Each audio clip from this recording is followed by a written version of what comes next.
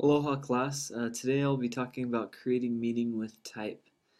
First off, I'm going to show a couple examples of uh, different types of fonts and different types of text and kind of give a brief history of where these came from. So first off here, one of the older style fonts that we have is Blackletter. This is actually Cloister. This type of font was mimicked from the the old way of that people used to write handwriting, and so this font was actually used in the early printed editions of the Bible to give that comfortable feel of handwritten text to the reader. Next, we had a humanist movement. Um, it still looks more handwritten, and it's mainly characterized by the slanted horizontal line in the E. But it's more of a humanist movement, more uh, easy for a reader to understand. Next, we have an old style, which has um, um, good contrast in the thick and the thin areas of the text.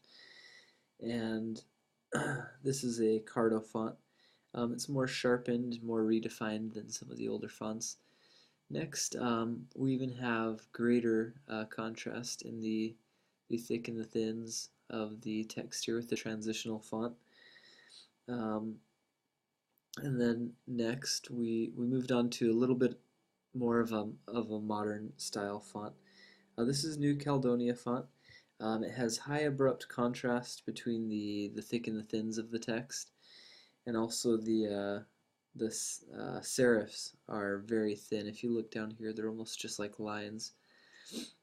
As we move up here to the slab serif, actually most all typewriter fonts are actually slab serif style fonts, uh, and they're very abrupt and thick serif styles. Next, we have the Anonymous Sans. It's a very mechanical type of font. And then we move again to a more humanist sans font, a more humanist font. It's less mechanical, more personal. Um, then next we have a geometric sans uh, font. Um, right here, the O's are perfect circles, and also the E's and the G's and the C's are based off that perfect circle as well.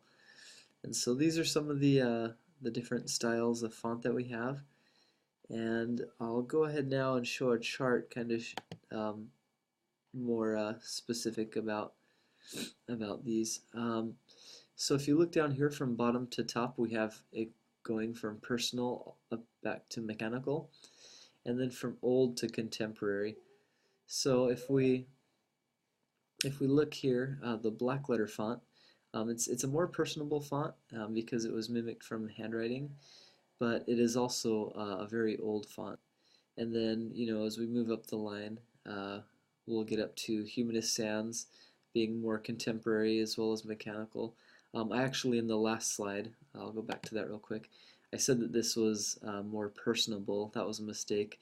It is actually more mechanical than it is personable. So I just wanted to clarify that real quick. It's a more modern and more mechanical style font, as well as anonymous sans and geometric sans. Um, so here's kind of a chart showing where it goes from personal to mechanical and where the text goes from old to modern or contemporary. And we can use a lot of these fonts, and we can actually play around with them a little bit and create meaning, and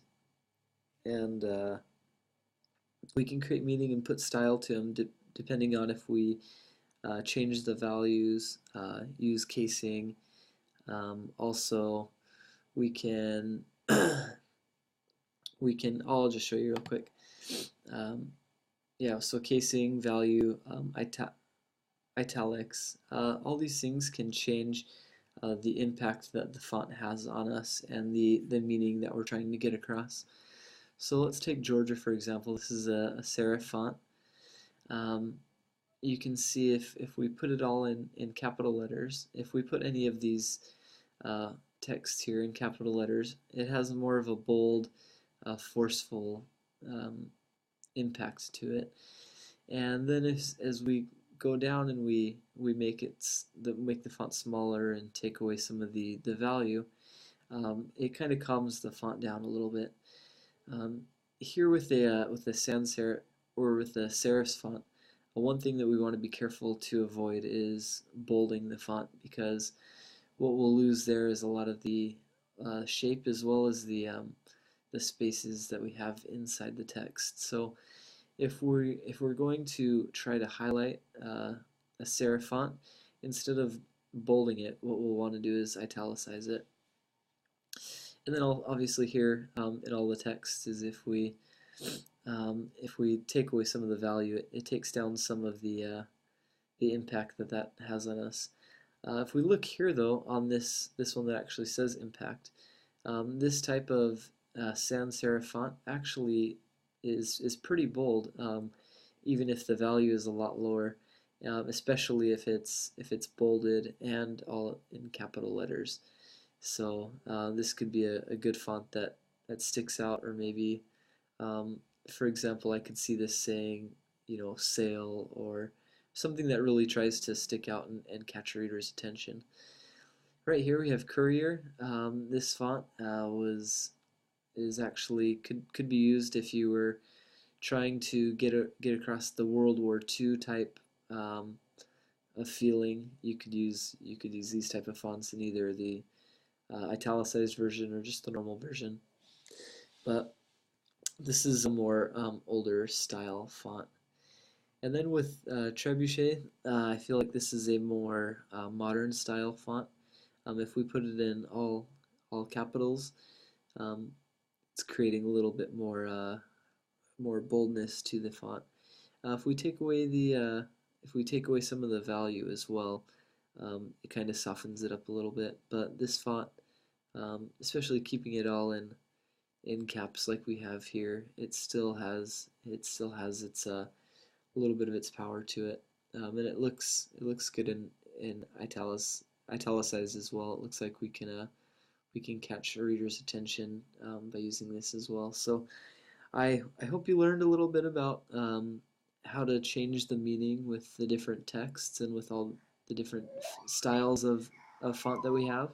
And I hope you can imply or implement some of these principles and things that you've learned in your own website and in your own text in the future. Thank you for watching this video. Bye.